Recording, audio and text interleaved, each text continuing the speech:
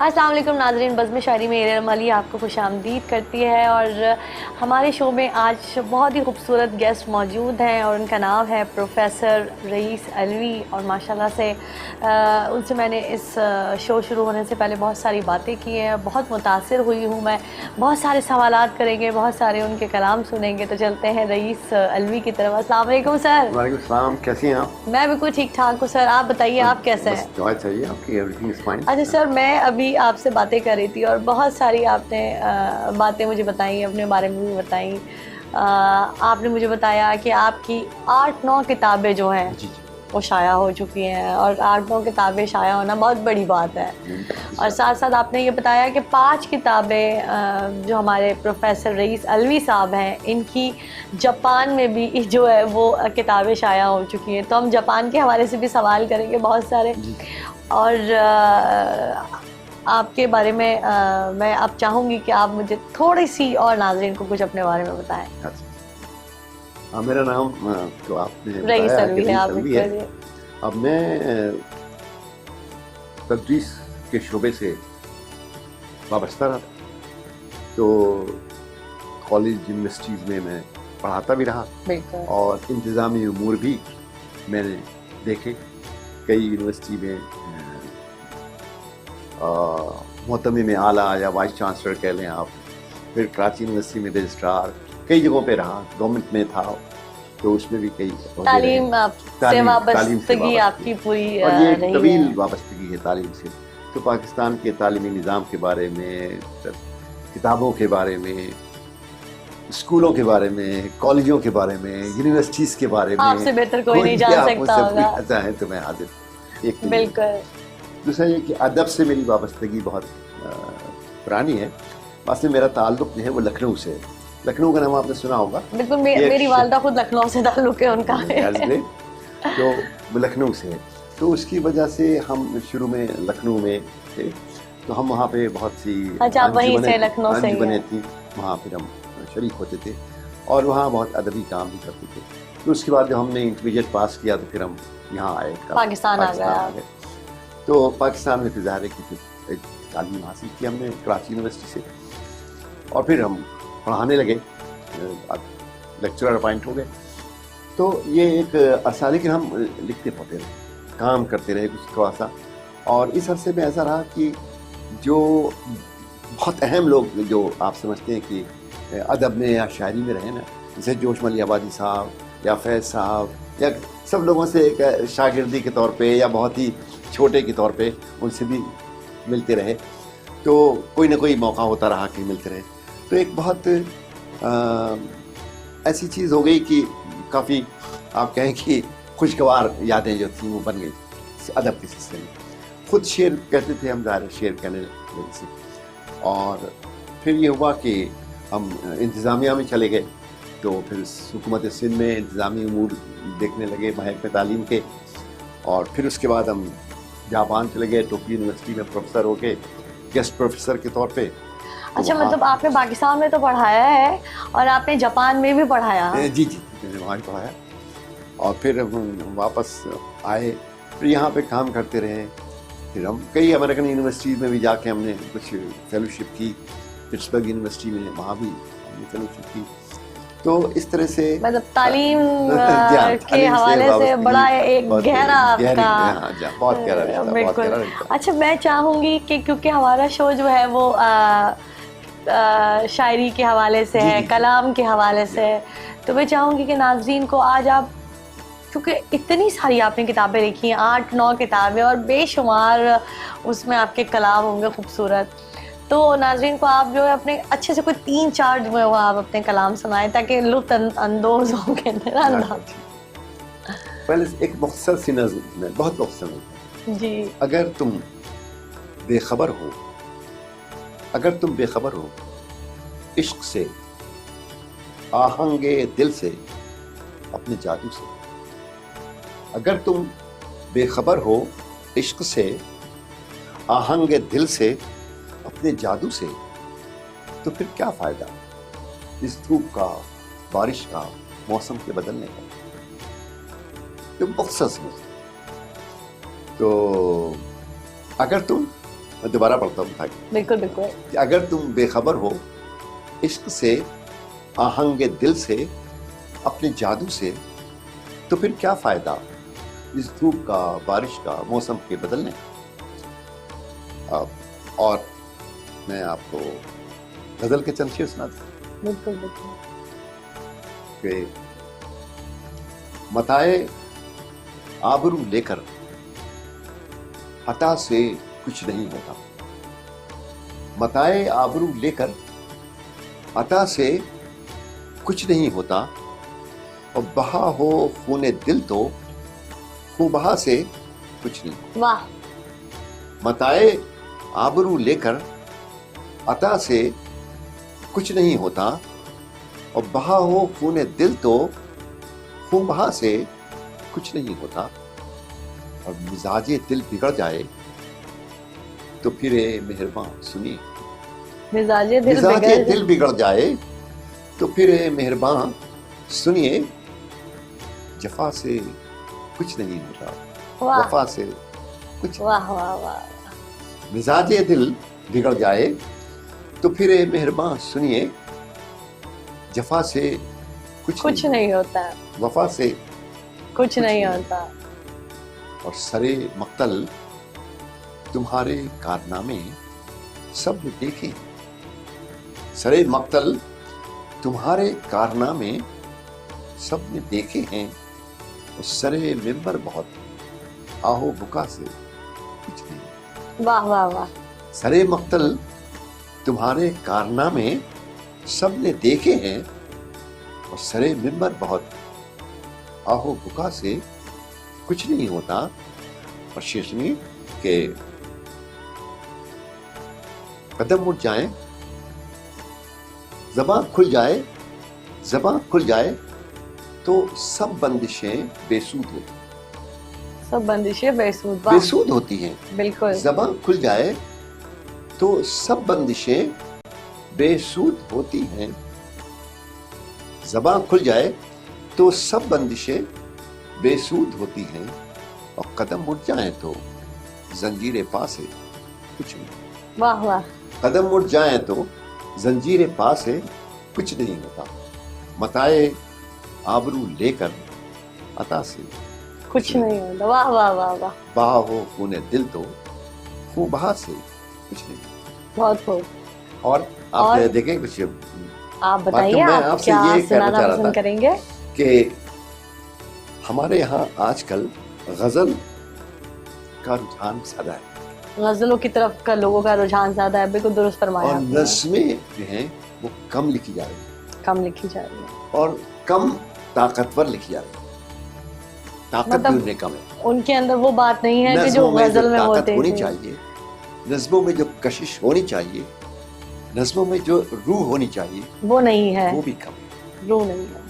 तो इसलिए हम देखते हैं कि गजल आसानी से लोग क्यों लिख लेते हैं, ये भी कमाल है। हाँ, ये भी लेकिन कमाल है। इसमें देखें आप कि अच्छा, इसमें नज्म लिखनी जो है वो मुश्किल है, और शेर कहना आसान है। गजल कहना गजल कहना आसान है और नज्म कहना मुश्किल है। मुश्किल है। शेर तो दोनों है, हाँ। गजल भी शेर है और नज्म भी शेर है। बिल्कुल तो गजल तो सब लोग लिख लेते हैं, बिल्कुल लिख लेते हैं, लेकिन नज्म नज्म कहना लिखना मुश्किल है। मुश्किल है।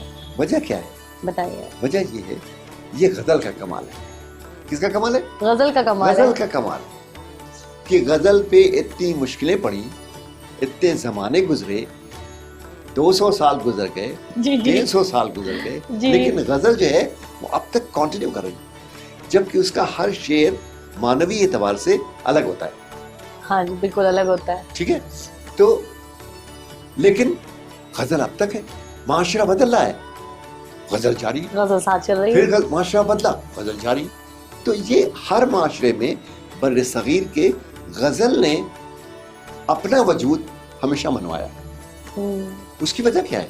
ये सोचने की बात है। बताइए आप इसकी वजह। तो ये सोचे आप क्यों कि गजल का ताल्लुक हमारे कल्चर से, हमारे कल्चर की गहराई से, गहराई से, हमारे कल्चर के इतिहास से है, ठीक जो है। मीनिंगफुलनेस है हमारे कल्चर यानी कि की। शायरी और नज़म का ताल्लुक आपके कल्चर से होता है। जी हाँ, और ये हमारे जो मीनिंगफुलनेस है, जो मानवीयत है हमारे माशरे की, وہ کہاں آتی ہے؟ وہ غزل میں آ جاتی ہے، ایک شعر میں، اچھا ایک شعر کے اندر ایک شعر میں آ جاتی ہے، وہ معنویت آتی ہے. اس لیے لوگ شعر کہتے ہیں، غزل کہتے ہیں، اور غزل ان کو آسان لگتی ہے. اچھا غزل آسان کیونکہ لگتی یہ ہے، ہمارے معاشرے کا حصہ ہے. حصہ، یہ اور جو آپ کے معاشرے کے حصہ ہو تو وہ چیزیں آسان ہو جاتی ہیں. نظم جو ہے وہ اس طرح سے ہمارے معاشرے کا حصہ نہیں بنی. ہر ایک نظم نہیں لکھا ہے، کیونکہ نظم میں فکر کا ارتقا چاہیے. کیا چاہیے؟ فکر کا ارتقا. فکر کا ارتقا چاہیے، یعنی فکر آگے بڑھتی جائے. ٹھیک ہے. اب دیکھیں آپ نے اقبال کی نظمیں پڑھتی ہیں تو اس کے معلوم ہوتا ہے کہ کیسے اقبال نے مسجد قرطبہ لکھی. بالکل. آنی و فانی تمام موجہ ہے ہنر، کار جہاں بے ثبات، کار جہاں بے ثبات. معلوم ہوتا ہے کہ نظم کا ایک خاص تھیم ہوتا ہے، اس تھیم کو ڈیولپ کیا جاتا ہے، ڈیولپ کرنا پڑتا ہے، ڈیولپ کر کے پھر اس کو کلائمیکس پہ لے جاتے ہیں، اور پھر معلوم ہوتا ہے کہ ہاں یہ نظم. تو اب کم لوگ یہ نہیں کہتا کہ نہیں، کم لوگ اچھی نظم لکھ پاتے ہیں. بہت کم لوگ. بالکل مشکل کام. تو کیونکہ اس کو ایک طویل لے کے چلنا پڑتا ہے ساتھ. ہاں اس میں جو ہے، اور غزل جو ہے وہ چھوٹی ہوتی ہے. غزل میں اختصار ہے، اور غزل کا ہر شعر جو ہے وہ ہمارے معاشرے کی معنویت کو ظاہر کرتا ہے. بالکل. اور نظم کے جو ہے ایک نظم مکمل جو ہے وہ ہمارے معاشرے کی معنویت کو نہیں، ہمارے معاشرے کی تاریخی شعور کو ظاہر کرتا ہے. کیا؟ نظم جو ہے وہ آپ کے تاریخی شعور کو ظاہر کرتا ہے کہ آپ میں کتنا تاریخی شعور ہے. اگر وہ ہے تو آپ نظم اچھی لکھیں، اگر وہ کم ہے تو کم اچھی لکھیں گے، اور زیادہ ہے تو زیادہ اچھی لکھیں گے. اس لیے ہمارے یہاں عام طور پر، تو میں یہ عرض کر رہا تھا آپ سے جی کہ جو زیادہ تر لوگ غزل لکھتے ہیں ان میں کیا بات ہے؟ وہ خوبی کس کی ہے؟ غزل کی خوبی ہے. اچھا غزل کی خوبی ہے. غزل کی خوبی ہے کہ غزل نے معاشرے کے ساتھ اپنے کو ایسا وابستہ کر دیا ہے، ایسا نچ کر دیا ہے، ملا دیا ہے، بانڈ کی طرح جڑ گئی ہے کہ وہ بالکل پتہ نہیں. ہر آدمی سمجھتا ہے یہ میری چیز ہے، ہر آدمی سمجھتا ہے یہ میری چیز ہے، یہ شعر ہے، میں لکھ سکتا ہوں، میں کر سکتا ہوں، یہ میرے دل سے نکلا ہوا ہے نا، میرے دل کو چھو گیا، میرے دل سے نکلا ہے، وہ اسی طرح کی باتیں. تو یہ فرق، اب آپ کو یہ بات میں نے اس لیے بتائی کہ آج کل لوگ ذرا گفتگو کم کرتے ہیں، ادب پہ گفتگو کم ہوتی ہے. آپ نے درست فرمایا کہ گفتگو کم ہے. پہلے یہ ہوتا تھا کہ ادبی نشستیں ہوتی تھی. جب ادب کو لے کر گفتگو ہوں گی تو جتنے بھی ہمارے نئے کمرس ہیں ان کو سمجھ میں آئے گی کہ شاعری کیا ہے اور نظم کیا ہے، نظم کس طرح سے، جیسے ابھی آپ نے فرمایا نظم کہا کریں آپ، نظم کہا کریں، نظم نہیں کہا کریں. تو یہ جو ہے نظم جو ہے نا آپ کو کم ملتی ہے. میں یہ کہہ رہا تھا اس لیے آپ سے کہ پہلے کیا ہوتا تھا کہ نشستیں ہوتی تھی، ادبی نشست، جن کو تنقیدی نشست کہا جاتا تھا. اب ادبی نشست ہوتی ہے، پہلے کیا ہوتی تھی؟ تنقیدی نشست. تنقیدی نشست نہیں ہوتا تھا کہ میں اگر غزل سناؤں گا تو میری غزل کا آپریشن جو ہے نا وہ آپ سب مل کے کریں گے، ایک ایک اس کا جو فائبر ہے نا الگ الگ کر دیں گے، ایک ایک دھاگا کہ صاحب اس میں یہ خامی ہے، یہ غلط ہے، یہ ایسے وزن میں نہیں ہے، یہ ایسے ہے، یہ لفظ معنی میں استعمال نہیں ہوا ہے. مطلب پہلے تنقیدی نشستیں ہم بیٹھ کے سنتے تھے. اچھا سنتے ہیں، یعنی اتنا حوصلہ ہونا چاہیے نا کہ آپ اپنی غلطی کو سن سکیں اور تسلیم کر سکیں. شاعر میں اتنا حوصلہ ہونا چاہیے. اسی طرح کہانی سناتے تھے تو کہانی میں بھی لوگ اس طرح تنقید کرتے تھے، تو وہ تنقیدی نشستیں کہلاتی تھی. اچھا اب تنقیدی نشستوں کا رجحان، میلان اور واقع ہونا بہت کم ہو گیا. اب ادبی نشستیں ہوتی ہیں کہ میں نے غزل سنا دی، آپ نے سنا دی، انہوں نے نظم سنا دی، ایسے ہی ہو گیا سب لوگوں نے. اب تنقیدی نشست اگر شروع ہو اور ہونے لگے، اور میں درخواست کروں گا کہ تنقیدی نشست کی جائے، منعقد کی جائے، تاکہ جو نئے لوگ ہیں انہیں معلوم ہو کہ ہم کتنا آگے جا سکتے ہیں، ورنہ وہ سمجھتے کہ ہم بس فائنل پہ پہنچ گئے. ہاں بہت اچھا ہم کہہ رہے ہیں، بہت اچھا کہتے ہیں. تو اب اس لیے جب ہم بتائیں گے کہ کیا خامیاں ہوتی ہیں، کیا غلطیاں ہوتی ہیں. اب جوش صاحب کے سامنے آپ شعر پڑھتے اور غلط تلفظ کہتے یا غلط لفظ استعمال کرتے تو جوش صاحب فوراً ٹوک دیتے تھے، بڑے سے بڑا آدمی اس کو کہتے تھے. تو خیر وہ ایک ان کا مقام تھا. لیکن تنقیدی نشستیں جو تھیں ان میں یہ ہوتا تھا کہ ایسا ہوتا تھا. لکھنؤ میں پروفیسر احتشام حسین بہت بڑا نام ہے، ان کے گھر پہ تنقیدی نشست ہوتی تھی ہر ہفتے، اور اس میں لوگ کہانی پڑھتے تھے اور نظمیں پڑھتے تھے اور شعر پڑھتے تھے. اور اس طرح سے یہ ہوتا ہوگا کہ آپ نے جب شاعری کی ہے تو آپ کو جب تنقید کیا جائے گا تو آپ کو پتہ چل جائے گا کہ اس میں وزن نہیں ہے, میں نے یہاں غلطی کی, میں نے یہ کوتاہی کی. اور جب آپ اپنی نیکسٹ کوئی بھی آپ کلام کہیں گے تو یقیناً پہلے کی نسبتاً اس میں بہتری ہوگی. بالکل آپ نے بہت اچھی بات یہ بھی ہوگی کہ ہم محتاط ہوں گے کہ آپ بھی بیٹھے ہیں, آپ بھی بیٹھے ہیں, آپ بھی بیٹھے ہیں, ایسا ہوگا اب ہمیں سب لوگ غلطی نہیں کی اور ہم نے اچھا لکھنا ہے, چھوڑیں گے نہیں. بالکل بہت اچھی بات کی. تو اب یہ اتنا حوصلہ ہونا چاہیے. اگر ہم ابھی بھی تنقیدی نشستیں شروع کریں اور نظمیں, غزلیں, کہانیاں جو بھی ہیں سنی جائیں تو پھر وہ بہت اچھا ماحول ہو جائے گا اور لوگوں میں حوصلہ بھی پیدا ہوگا اور تعلقات بھی گہرے ہو گئے. ابھی تو صرف تعریف کے پہلو کے تعلقات ہوتے ہیں کہ میں آپ کی تعریف کر دوں تو آپ کے تعلقات ہیں اس کے لیکن اگر میں آپ کی تنقید کر دوں تو میرے تعلقات خراب ہو جائیں گے. نہیں بھائی تو وہ بیکار بات. اچھا بالکل آپ سے گفتگو کرتے ہیں اور جو تنقید نشدے کے بارے میں آپ بات کر رہے تھے یہیں سے جو ہے ہم اپنا پروگرام جو ہے دوبارہ سے شروع کریں گے. ایک چھوٹا سا بریک کا وقت ہوا ہے, ایک چھوٹا سا بریک لیتے ہیں ناظرین اور بریک کے بعد آپ کے سامنے دوبارہ حاضر ہوتا ہے. ویلکم بیک ناظرین, بریک سے ہم جلدی سے واپس آ گئے اور ہمارے ساتھ پروفیسر جو ہے رئیس علوی صاحب جو ہے اس وقت ہمارے ساتھ موجود ہیں. آپ کو بہت ساری جو ہے وہ اچھی اچھی باتیں بھی بتا رہے ہیں کہ تنقید والی جو ہے نشستیں ہونے چاہیے جس سے آنے والے جو ہمارے شاعر ہیں وہ جب اپنی نیکسٹ کلام اپنا لکھیں تو اس کے اندر جو ہے وہ بہتری. اور بہت اچھا لگا مجھے, آپ نے بالکل صحیح فرمایا. میں چاہ رہی تھی کیونکہ ہمارا پروگرام جو ہے وہ شاعری پہ ہی اور ادب پہ ہی بیس ہے, تو کوئی آپ اپنا درخواست کروں گی آپ سے کہ کوئی خوبصورت سے آپ ہمیں اپنے کلام سناتے ہیں. اچھا میں آپ کو ایک چھوٹی سی نظم ہے فلسطین پہ. اچھا فلسطین پہ جو لکھا, آج بھی اتنے عرصہ ہو گیا لیکن ان کی کیفیت جو ہے وہ سیم ہی ہے. بالکل آپ تو میں ایک نظم چھوڑی سی, سب بے جگر ہمارے ہیں, سب بے جگر ہمارے ہیں, یہ نظم عنوان ہے. تو میرے عزیز ہیں بے ارض و آسمان لیکن کہو عدو سے کہ سب بے جگر ہمارے ہیں. میرے عزیز ہیں بے ارض و آسمان لیکن کہو عدو سے کہ سب بے جگر ہمارے ہیں. کہو غنیم سے دشمن سے فوج آدھا سے, کہو غنیم سے دشمن سے فوج آدھا سے, نہیں ہے آج تو کل بہروبر ہمارے ہیں. نہیں ہے آج تو کل بہروبر ہمارے ہیں. اور تمہارے ٹائروں پیلانوں اسپِ فولادی. اب آپ ٹائر میں وضاحت کر دوں ذرا سی, ٹائر یعنی طیارے ہیں, تمہارے پرندے جو ہیں پرندے جی, پیلان یعنی ہاتھی, ہاتھی کا مطلب کیا ہوا آپ کے ٹینکس, ٹھیک ہے. اور اسپ یعنی گھوڑے جو ہیں یعنی آپ کی جو بختربند گاڑیاں ہیں. تمہارے ٹائروں پیلانوں اسپِ فولادی, سار کو سارے یہ آتش ہنر ہمارے. بالکل سار کو سارے یہ آتش ہنر ہمارے ہیں. اور تمہیں غرور ہے اس آج پہ تو مت بھولو, تمہیں غرور ہے اس آج پہ تو مت بھولو کہ آنے والے زمانے مگر ہمارے. واہ واہ واہ. یہ فلسطین پہ چلتی. تو میں آپ کو ایک بہت ہی غزل سناتا ہوں, ہلکی پھلکی غزل جسے کہتے ہیں. قرار دل فسانہ ہو گیا ہے, قرار دل فسانہ ہو گیا ہے, تمہیں دیکھے زمانہ ہو گیا. واہ. قرار دل فسانہ ہو گیا ہے, تمہیں دیکھے زمانہ ہو گیا ہے. اور پرانے دوستوں کے گھر سنا ہے, شعر سنیں, غزل کا شعر جسے کہتے ہیں نا, ہم جو آپ سے بتا رہی تھی غزل کیا ہوتی. غزل کیا ہوتی. پرانے دوستوں کے گھر سنا ہے, تمہارا آنا جانا ہو گیا ہے. پرانے دوستوں کے گھر سنا ہے, تمہارا آنا جانا ہو گیا ہے.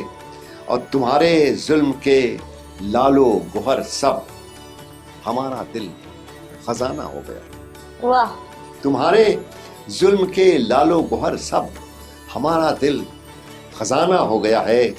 اور دعائیں دیں میرے سینے کو ان کا, دعائیں دیں میرے سینے کو ان کا بہت اچھا نشانہ ہو گیا. واہ واہ واہ.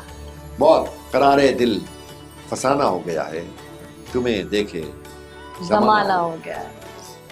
تو جناب یہ آپ کو میں بہت خوب سنایا آپ نے. اور اب کیا سنائیں گے آپ؟ اب میں آپ کو ایک اور غزل سناتا ہوں سنائیے.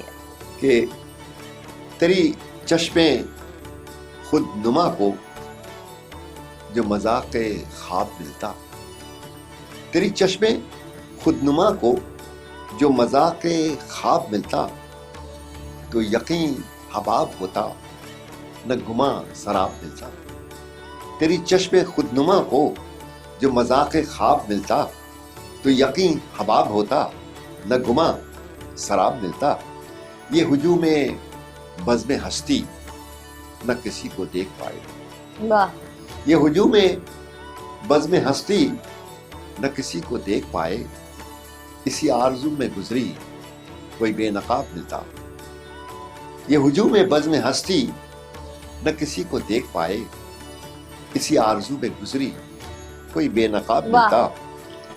اور وہی دشت ہجر حیران، وہی دشت ہجر حیران، نہ سفر کا کوئی سامان. وہی دشت ہجر حیران، نہ سفر کا کوئی سامان، اور کبھی رختے ہوئے جانا واہ. دل باریاب ملتا. واہ واہ واہ. وہی دشت ہجر حیران، وہی دشت ہجر حیران، نہ سفر کا کوئی سامان، کبھی رختے کوئے جانا دل باریاب ملتا. واہ. اور وہی چاندنی کا پیکر، وہی موج میں سمندر، وہی چاندنی کا پیکر، وہی موج میں سمندر، کہیں بے حجاب ہوتا کبھی بے حساب ملتا. واہ.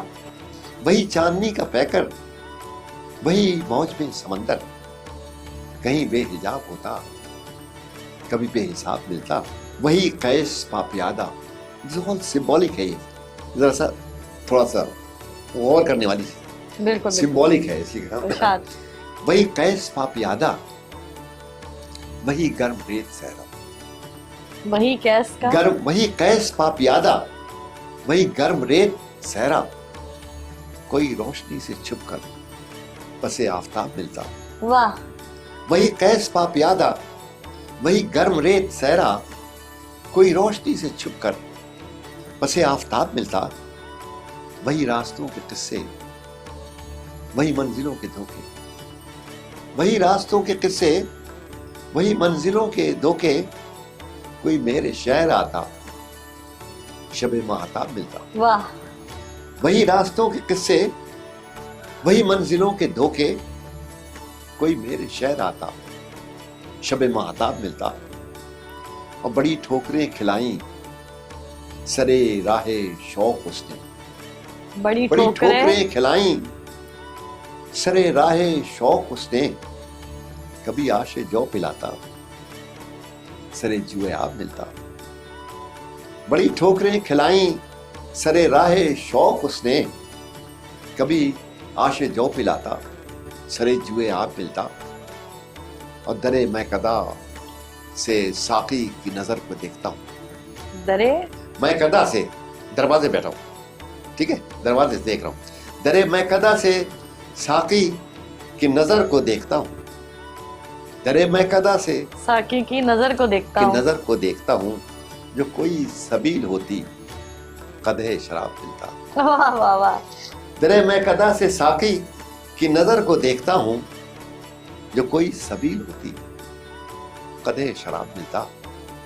میرے ساربان دل کو مشکل سے ذرا سا، میرے ساربان دل کو سرے کوہ طور سینا، میرے ساربان دل کو. اب دیکھیے غزل کا جو سمبلزم ہے نا وہ آپ کو اس میں نظر آئے.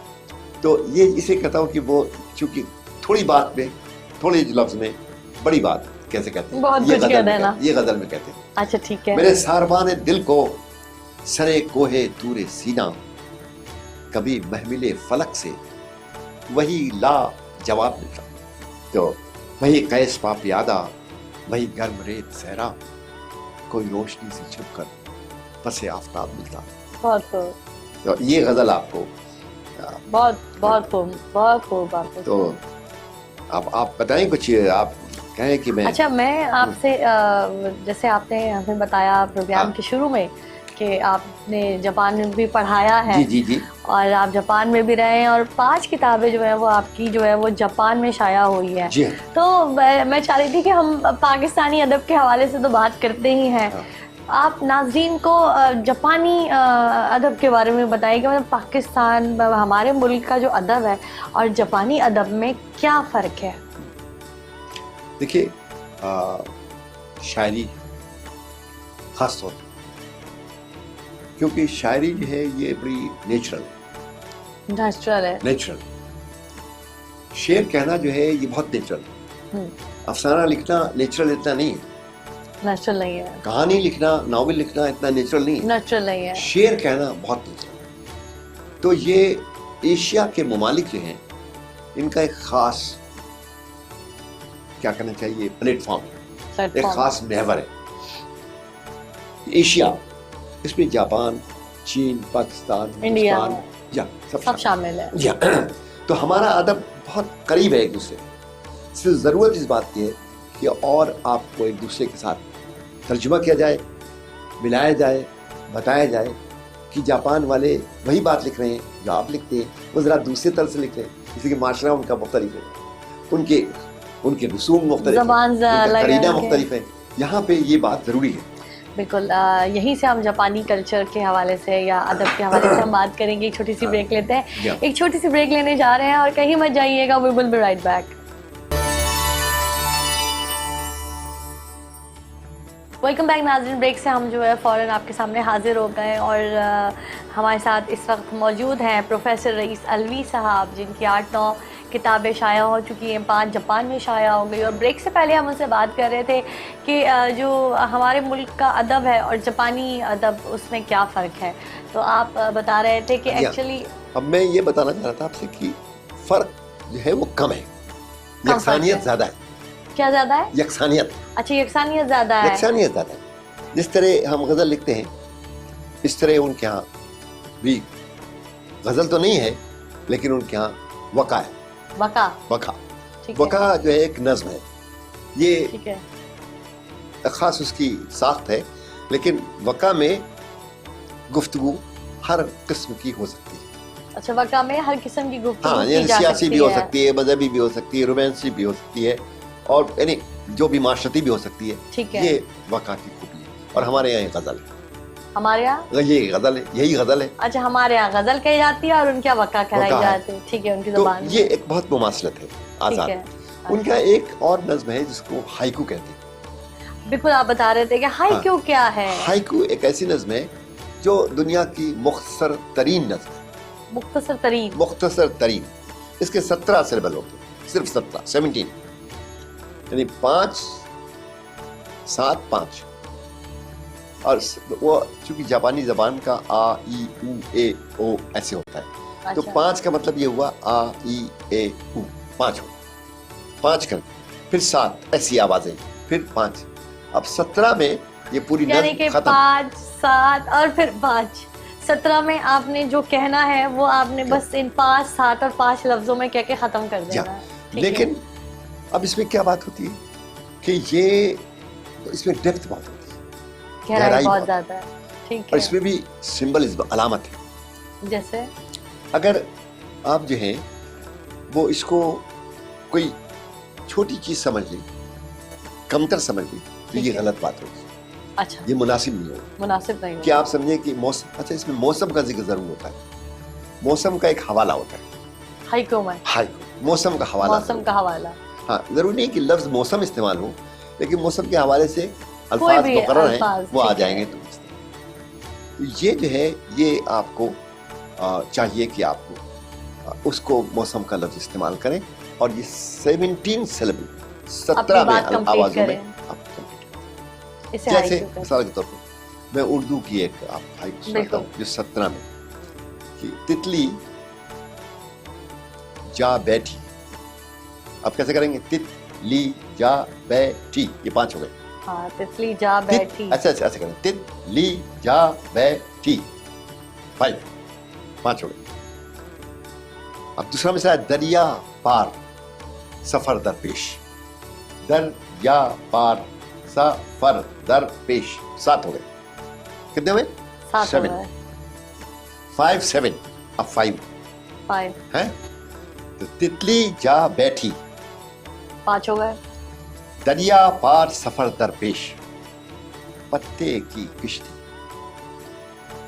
दिस इज वन पत्ते लाइन, की किश्ती, पत्ते की किश्ती 5, ठीक है। तितली जा बैठी, तितली जा बैठी दरिया पार सफर दरपेश, लॉन्ग वे टू गो, दूर जाना है, दरिया पार सफर दरपेश पत्ते की किश्ती।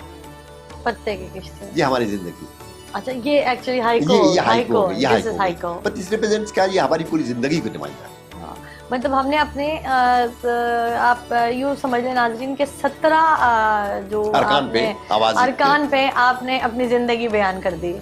देखा? इट्स वेरी डिफिकल्ट, बहुत मुश्किल है वाकई, आपने सही कहा कि तितली 17 लफ्जों में जो है। तितली जा बैठी हाँ, दरिया पार सफर दरपेश, पूरी उम्र है आप, हैं पूरी उम्र गुजारी, पूरी उम्र गुजार दी, और फिर पत्ते की किश्ती, कुछ नहीं, सब बेसवार, सब बेस पहुंचे न पहुंचे, कहाँ तक जाएं, कहाँ तक जाए, बिल्कुल अपनी बात खत्म कर दी 17 में। ये जिंदगी की बेएतबारी, बेएतबारी, जिंदगी की बेख्तियारी, जिंदगी की बेसबाती, बेसमाज, ये सब की दुनिया। बिल्कुल। तितली जा बैठी दरिया पार सफर दरपेश। दूसरी नज़र सुना कि शाख से फूल गिरा, शाख से फूल गिरा, शाख से फूल गिरा पेड़ के नीचे चुपके से। देखिए शाख, अब आप इसको कुछ 5 में कर लें आप, शाख से फूल गिरा 5 हो गए, 5, पेड़ के नीचे चुपके से 7, शाख के नीचे पेड़ गिरा, हाँ पेड़ के नीचे से, चुपके से। खाक का ढेर हंसा, खाक का ढेर खाक का डेरा, हंसा, खाक का ढेर हंसा। ये क्या है, जिंदगी की बेसबाती, आना जाना, हुस्न क्या है, गया गया, आता है और शाख जाता से है। फूल गिरा तो खाक का ढेर हंसा, खाक का ढेर हो आना गया। है तुम्हें, यहीं पे सबको आना है, you have to come. Yes, तो ये हाइकू, this is इसका एक haiku। थीम है जिंदगी। तो क्या जो हाइको वाली जो शायरी है, जापानी शायरी, इस तरह की जो ये 5 7 और 5 वाले वर्ड्स वाली शायरी क्या हमारे मुल्क में भी होती है? जी हाँ, उर्दू में भी लिखते हैं लोग। अच्छा, मतलब ये उर्दू में बहुत मजमूए, कई मजमूए शाये हुए हैं, बहुत से अच्छा, मजमूए हैं, 5 इस तरह के बहुत से हाइकू। उर्दू में हाइकू के तो मजमूए हमारे शाये यहाँ जो शेर ये जो मैंने आपको दो वर्ड, हाइकू इसको क्या सुनाए, कहते हैं? मतलब हैं? वहाँ तो हाइको कहते हैं, यहाँ पे फिर क्या कहते हैं? यहाँ भी हाइकू कहते हैं। अच्छा, ये हमारे पूरी यहाँ पे दुनिया में, हाई, ये नहीं उर्दू में नहीं, ये पूरी दुनिया में फ्रेंच में लिखी जाती है, अंग्रेजी में लिखी जाती है, अब पूरी सारी दुनिया में इसको के हाइको literature ही में कहा जाता इसे, है। हाँ जी हाँ, सारे हाइकू। अच्छा ठीक है, मुख्तसर लफ्जों में मुख्तसर। जिंदगी बयान हाँ, कर तो देना, आप बिल्कुल यानी जैसे चावल कैफियत पे बयान पुराने कर जमाने देना। में आपने सुना होगा कि एक फन था मुख्तसर लिखने का, मुख्तसर चावल लिखने पे का। चावल पे कुलवल्ला लिखते थे। जी जी, यानी बिल्कुल बिल्कुल। आपने चावल पे कुलवल्ला लिख दिया, यानी इतना बारीक लिखना, तो ये बिल्कुल ऐसे ही हाइकू, छोटे से उसपे मतलब आप जिंदगी को छोटी से समझते पे आपने हाइको कहते हैं जिंदगी। इसे, बिल्कुल। ये अच्छा, मैं चाह रही थी कुछ आपकी इतनी सारी किताबें आपकी शाया हुई, उनमें से कोई आपकी सबसे फेवरेट कलाम जो है वो कौन सा है?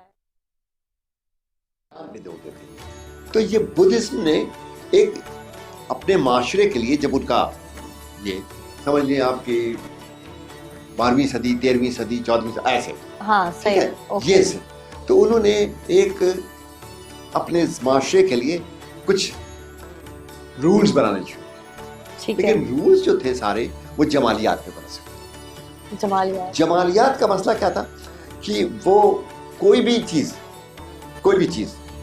अगर आपको अच्छी नहीं लगती है, खूबसूरत नहीं लगती है, सादा नहीं लगती है, तो बेकार, क्योंकि ये जो आपकी सादगी है, ये जो सादगी का हुस्न है, यही आपको खुदा तक ले जाता है। सादगी आपको इसलिए बिल्कुल अल्लाह ताला वो तक ले कल्चर के लिए उन्होंने एक प्रिस्क्राइब किया नुस्खा, एक नुस्खा बनाया, और वो नुस्खा क्या था, वो था जमालियात पे बेस करता था। यानी कि कि आप चाय कैसे पिएंगे, सादगी चाय पे नहीं ला बेस के आपने किया। खट से चाय रख दी था उसे, ऐसे नहीं, चाय पीने का एक तरीका है। अच्छा, हाँ, देखिए धर से ला के चाय रख दी, मेज पे किश्ती रख दी, उठा उठा के, नहीं, नहीं, आपको यू हैव टू बी, आपको एक तरीके से बैठना है, उस तरीके से आप बैठेंगे तो फिर उस दूसरे तरीके से ला के आपको चाय पेश की जाएगी।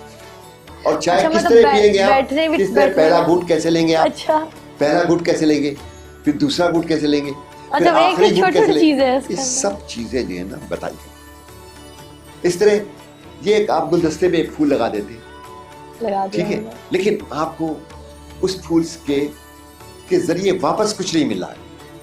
हाँ, तो ज़ेन ने ये बताया कि ये जो बांस की शाख इसमें रखी है इसकी क्या सिग्निफिकेंट है। मतलब जमालियत अलग हो गई और ज़ेन अलग हो गई। जमालियात ही तो बता रहे हैं आपको। अच्छा, जमालियात ये ही जो है। ये खुश्क जो एक टहनी रखी है फूलों के दरमियान, ये इस बात की अलामत है कि जिंदगी जो है वो खुश्क भी हो तब भी अच्छी लगती है, तब भी खूबसूरत लगती है। हर तो चीज के ये मायने एक मानवियत पैदा की हर चीज में। ठीक है। और पेंटिंग, अब घर में आप बहुत सी चीजें लगा लें, नहीं, वो कहते कि नहीं, कुछ चीज लगाएं जो सबसे ज्यादा अच्छी हो, जो सबसे ज्यादा अच्छी हो। जिसके तो उन्होंने चाय के तरीके, उन्होंने यानी कि उनका कहने का मकसद है कि घर में जो भी चीज आप लगाएं उस चीज के कुछ ना कुछ मायने हो, और माने जो हो। आपको बुद्धिज्म के हवाले से, रास्ते से खुदा तक ले जाता है। खुदा तक। देखिए ये आपका पहचानने का, देखिए कंकर जमीन पे ऐसे फेंक दें आप, ऐसे एक तरीका तो ये, एक तरीका ये हुआ कि सलीके से आप रख दे, बिल्कुल। फिर आप उसको बना दें कि कैसे करते हैं। अब वो पत्थर की बाग भी बनाते हैं कि उन्होंने कुछ पत्थर यहाँ रखे, कुछ यहाँ रखे, लेकिन वो बाग है, जापानीज गार्डन कहलाता है। और वो खूबसूरत लगता और उसमें फिर वही है कि यहाँ से जो रेज उठती है, यहाँ से जो लहर आती है, वो आपको ऊपर तक ले जाती है, खुदा तक ले जाती है। तो कल्चर का मफहूम यही ना कि आपने उसमें डेप्थ पैदा की। तो आप यानी आराइश गुल हो जी, चाय नोशी हो, चाय नोशी हो, ठीक है, फिर आपके समुराई में ज़ेन शमशीर ज़नी हो, शमशीर ज़नी में कैसे करेंगे आप, शमशीर ज़नी में भी उन्होंने पैदा किया कि इसको ऐसे करते हैं, इससे आपको स्ट्रेंथ मिलती है, इससे कुव्वत मिलती है आपको, कुव्वत मिलती है। तो जो फनून ईजाद किए होंगे वो सब इस लिहाज से बनाए ज़ेन बुद्धिज्म में कि वो सब आपको जमालियात भी आपकी ताज़ा रखें और आपको ज़ेन की तरफ भी ले जाए, और खुदा की तरफ, यानी सोचने की तरफ ले जाए, ध्यान की तरफ ले जाए। बहुत बहुत शुक्रिया प्रोफेसर रईस अलवी साहब, बहुत सारी आपने आज हमें अच्छी बातें बताई। और नाजरीन, यकीनन आपको भी हमारा आज का शो ज़रूर पसंद आया होगा। प्रोग्राम हमारा जो है इख्तिताम पे पहुंच चुका है। अपनी मेज़बान इरम अली को इजाज़त दीजिए। इंशाल्लाह ज़िंदगी रही तो अपने नए अगले शो में फिर आपके सामने नए गेस्ट के साथ हाजिर होंगे।